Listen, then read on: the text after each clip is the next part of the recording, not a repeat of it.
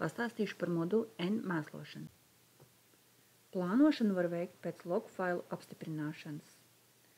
Plānošanu var veikt vienlaicīgi vienai kultūraugu grupai, vienai mēslošanas reizei. Tāpēc veic kultūraugu filtrēšanu. Izvēlamies ziemas rapsi, lietot filtru. Rapša pirmā mēslošanas reizes plānošanu veids atlasot mēslējumos rapšu laukus.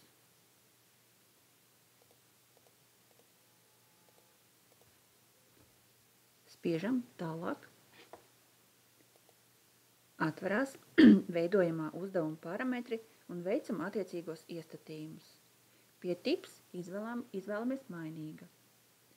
Darbības režīms absolūtās devas karte, pirmā deva. Absolūtā devas karte realizēs individuālu rekomendāciju katram laukam pēc viena algoritma. Izvēlamies izstrādes datumu.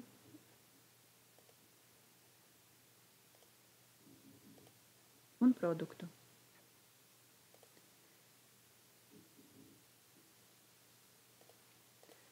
Faktiskais izstrādes datums būs koriģējums, reģistrējot uzdevumu kā izpildītu, ja tas atšķirsies. Ja produkts nav pieejams sarakstā, to var papildināt sadaļā pamatdati, mēslojums. Svarīgi ievadīt vērtējumu par bojāto augu biomasu pavasarī, kas var būt robežās no 0% līdz 60%. 0% nozīmē ziemas rapšu bojājumu nav vispār, savukārt 60% nozīmē, ka cietusi gandrīz visa auga virszemes daļa, bet augšanas punkts un sakne nav bojāti.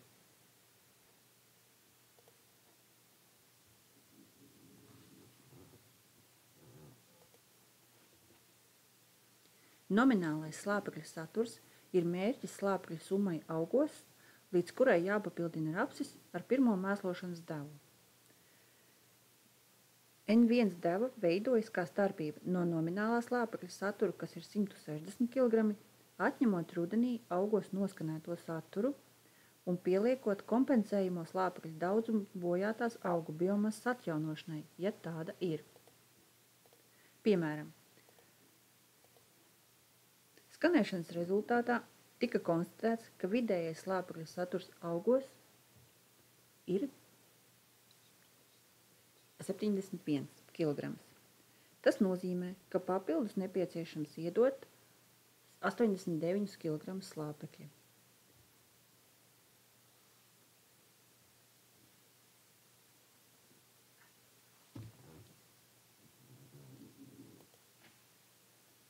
Jo lielāki ir bojāto augu biomasas daudzums, jo lielāka būs aprēķinātā mērķa deva.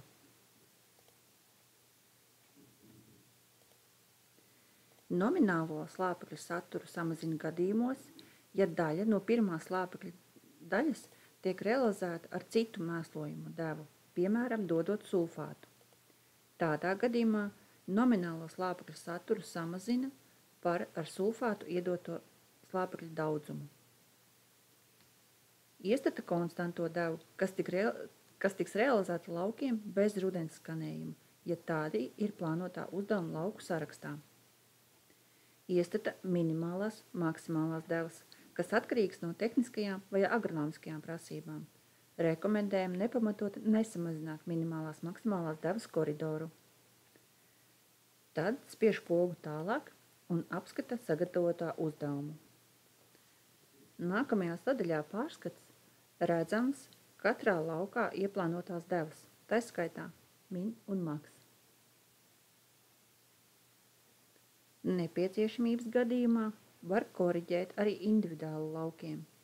To dara lauka galā ar zīmulīti. Piemēram, kādam laukam bojātā augu biomasa ir lielāka. To nomaina un spiež OK. Pēc pārreikināšanas var apskatīties devas kartē.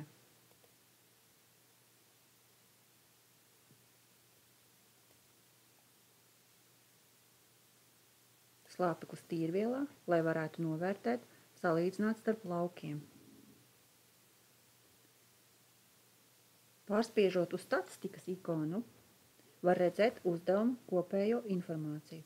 tai skaitā lauku skaitu, platību, izvēlētā produkta daudzumu un citu informāciju. Ja ir nepieciešams veikt korekcijas, iespējams atgriezties, spiežot atpakaļ un veikt pārēķinu, koriģējot nepieciešamās vērtības. Ja rezultāts ir izpildāms, spiež saglabāt un uzdevums ir sagatavots.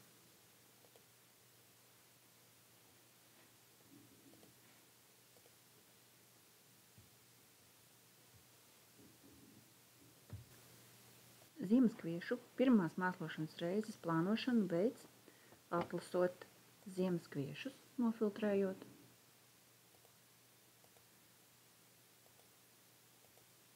atlasot laukus, kuriem veids plānošanu. Ir vairāk veidi, kā izvēlēties laukus, spiežot sarakstā uz viņu ar ķeksīti vai kartē.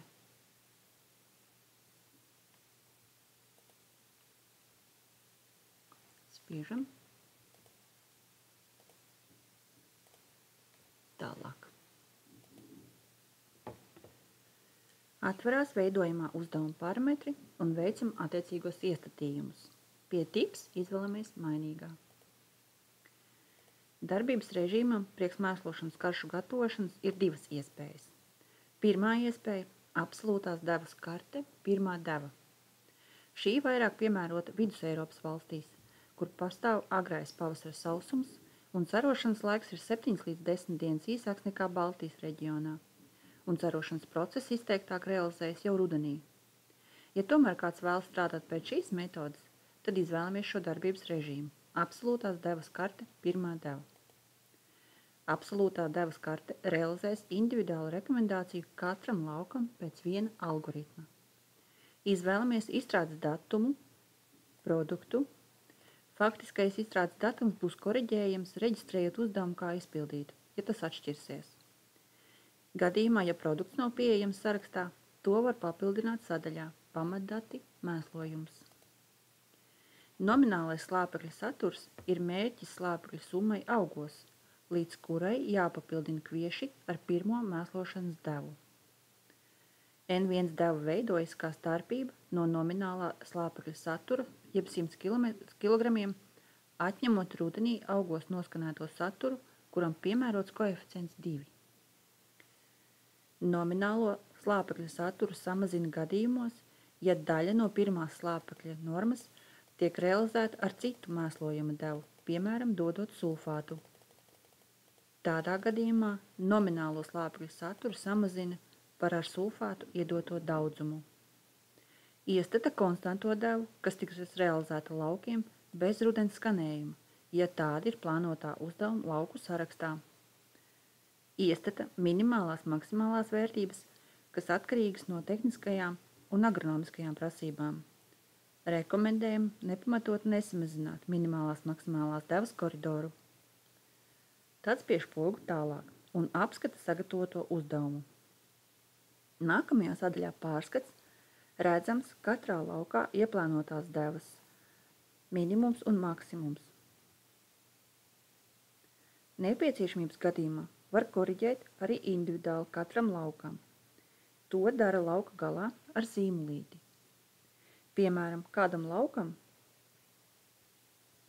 nepieciešams mainīt konstantās devas lielumu. To nomaina un spiež OK.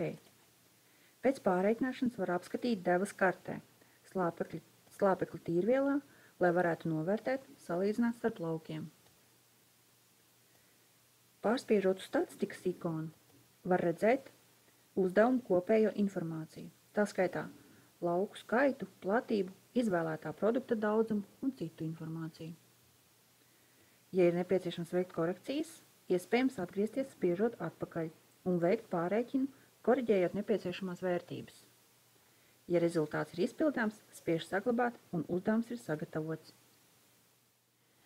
Arī, ja rudens skanējuma rezultāti uzrāda minimālo slāpekļu saturu kviešos būtiski zem 8 kg hektārā, tad šis darbības režīms, absolūtās darbības karte, nav piemērots un izvēlamies režīmu mērķa devas karte. Otrā iespēja ir rekomendējamais darbības režīms mērķa devas karte. Šis režīms ir piemērotāks Baltijas mainīgiem apstākļiem, jo iespējams sagatavot korektāku rekomendējumā slāpekļa devas karti katram laukam. Uzdevuma sagatavošanai nepieciešams veikt priekšdarbus, veikt stiebru skaitīšanu. Stiebru skaitīšanu vēlams veikt laukā, kas ir ar vislielāko slāpekļa satura amplitūdu rudens skanējumā. Stiebru skaitīšanu veids katrai šķirnei. Laukus izvēlas sadaļā N mēslošana pārskats. Nofiltrē ziemas kviešu laukus, kuriem ir veikts skanējums. Izvēlas vienu no laukiem un galā uz 3 strīpām uzspiež rādīt visus laukus. Kartē tiks attēlot visi skanētie lauki, un tos varēs salīdzināt savā starpā, lai atrastu nogabalus, kuros veikt skaitīšanu.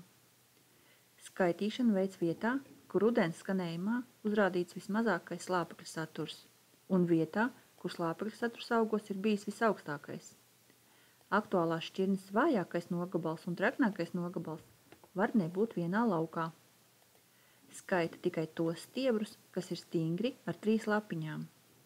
Piemēram, šajos laukos iesēta šķirne skāgeni. Vājākā vieta, kur veikt skaitīšana, slāpekļa saturs augos ir 12 kg.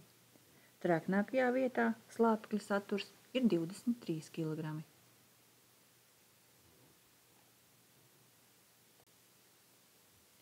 Pēc stiebru saskaitīšanas aizpilda stiebru uzskaits lapu. Piemēram, plānākajā apgabalā, kur slāpekļa saturs rudens skanējumā bija tikai 12 kg, saskaitījām 500 stiebrus. Savukārt biezākajā apgabalā, kur rudens skanējumā tika fiksēts 23 kg slāpekļi, saskaitam 900 stiebrus. Tālāk aizpildām proporcionāli vienādos attālumos trūkstošos ciparus.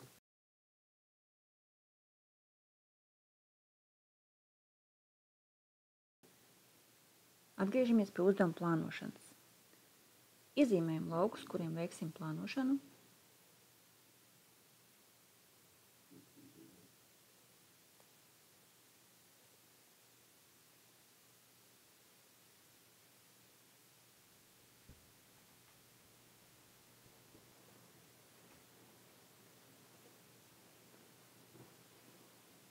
Spiežam tālāk. Darbības režīms. Mērķa devas karte. Tips mainīt. Izvēlamies plānoto izstrādes datumu. Faktiskais izstrādes datums būs koriģējums, reģistrējot uzdevumu kā izpildītu, ja tas atšķirsies. Izvēlamies produktu. Ja produkts nav pieejams sarakstā, to var papildināt sadaļā pamatdati mēslojums. Pārējos iestatījumus ieteicams izdarīt individuāli katram laukam atsevišķi. Tāpēc spiežam pogu tālāk un apskatam sagatavoto uzdevumu. Šajā posmā katram laukam individuāli veic iestatījums atkarībā no lauka vidējā slāpekļa satura augos un šķirnes. Mērķa deva ir atkarīga no lauka vidējā slāpekļa satura augos. Nepieciešamo devu var atrast stiebru uzskaits lapā, piemeklējot rekomendējumo devu pret vidējo slāpekļa satura augos katram laukam atsevišķi. Pretī katram laukam uzspiež pogu labot, jeb zīmolīti un izmaina kontroles koeficientu un mērķa devu. Kontroles koeficients ir pirmās slāpekļa mēslojuma devas agresivitāte pret 1 kg slāpekļa saturu augos, jeb cik kilogramus tīrvielās slāpeklis jāmaina, mainoties 1 kg slāpekļa saturam rudens skanējuma kartē aktuālajai šķirnei. Koeficientu aprēķina no stiebru uzskaits lapas datiem, piemēram, starp rādītājiem, kuros tika veikti stiebru skaitīšana. Divās vietās vienā bija 12 kg vājākā, bet traknākajā vietā bija 23 kg slāpekļa rudenī. Starp viņiem ir 11 kg starpība. Šajās robežās rekomendējamā slāpekļa deva 30 un 70 kg hektārā. Starpība ir 40 kg. Kontroles koeficientu var aprēķināt 40 dalīts ar 11 ir 3,6. Šajā posmā katram laukam individuāli veic iestatījumus atkarībā no lauka vidējā slāpekļa satura augos un šķirnes. Vidējais slāpekļa saturs katram laukam redzams šajā kolonnā. Jo mērķa deva būs atkarīga no lauka vidējās slāpekļa satura augos. Nepieciešamo devu var atrast stiebru uzskaits lapā, piemeklējot rekomendējumo devu pret vidējo slāpekļa satura augos katram laukam atsevišķi. Piemēram, laukam Magonis ar šķirni skāgeni vidējais slāpekļa saturs ir 12 kg, kam rekomendējumā deva atbilst 70 kg. Savukārt, citiem laukiem mērķa deva var atšķirties. Piemēram, laukām Laima slāpekļa saturs skanējot bija 19 kg, un rekomendējumā deva ir tikai 45 kg slāpekļa. Vadot katram laukam individuāli, spiež pogu labot, jeb zīmulīti, un veids korekcijas. Kontrolas koeficients mēs aprēķinājām ir 3,6. Slieksni rekomendējam samazināt līdz 2 Latvijas apstākļiem. Mērķa slāpekļa deva laukam Magonis ir 70 kg. Nepieciešamības gadījumā koriģējam minimālo maksimālo devu. Rekomendējam nepamatoti nesamazināt minimālās maksimālās devas koridoru. Apstiprinam ar OK. Tādā pašā kārtībā pildam nākamo lauku. Piemēram, laukā Laima vidējais slāpekļa saturs ir 19 kg skanējot. Tad mērķa deva būs tikai 45 kg. Tāpatās ievada kontrolas koeficientu 3,6, jo šķirnes kāgens tāds pats kā iepriekš, un slieksni samazina līdz 2. Koridoru nemainam, saglabājam. Tādā veidā labo katru lauku.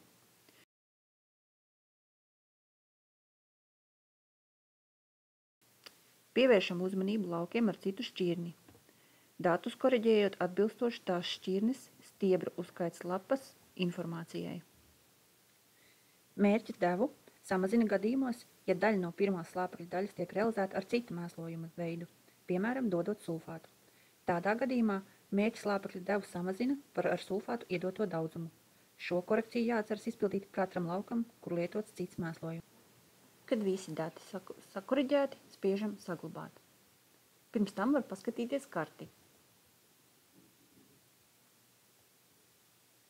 Kartē labi redzams amplitūdas no līdz. Statistikas datos redzams kopējais slāpekļa apjoms, kā arī minimālās maksimālās devas. Ja nepieciešams veikt korekciju, spiežam atpakaļ un veicam izmaiņas. Ja viss apmierina, spiežam saglabāt. Uzdevuma eksportēšana nodrošina uzdevumu nosūtīšanu uz slāpekļa sensoru termināli vai lauka karšu lejuplādi jūsu darba datorā. Eksportēšana ģenerē uzdevumu kopsavilkumu PDF formātā, kas nonāk datora lejuplādes mapē. Sagatavotais darba uzdevums atrodas sadaļā plānošana. Uzdevuma galā ir izvēles poga, nospiež to un izvēles eksportēt. Nākamajā posmā pēc vajadzības izvēles eksportējumos laukus, visus vai dažus. Spiež nākamais, nonākam eksportējumā datu formāta izvēlē. Ja eksportējam uzdevumu jārast N-sensora terminālim, izvēlamies PF-box ar RST formātu. Ar to tiek eksportēti gan sensora terminālim iestatījumi, gan mēslošanas vai smidzināšanas karte. Eksporta mērķī nepieciešams izvēlēties termināla e-pastu, piemēram šis. Termināla sensora e-pasti beidzas ar n-sensors.de domēnu. Ja eksportējam mēslošanas kartes uz cita veida termināliem vai izstrādes agregātu pultīm, tad izvēlas vajadzīgo failu formātu ISO XML vai Shape Polygon, atkarībā no izstrādes agregāta prasībām. Piekorģē izstrādes datumu, ja nepieciešams. Spiež tālāk.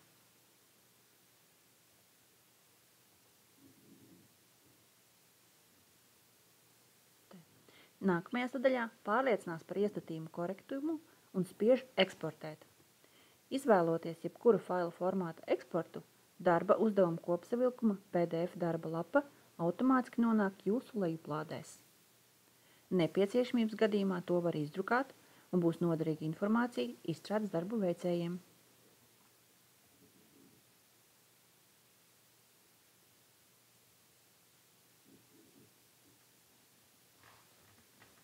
Darba lapā redzams kopējais hektāru skaits, lauku skaits, kā arī nepieciešamā mēslojuma daudzums.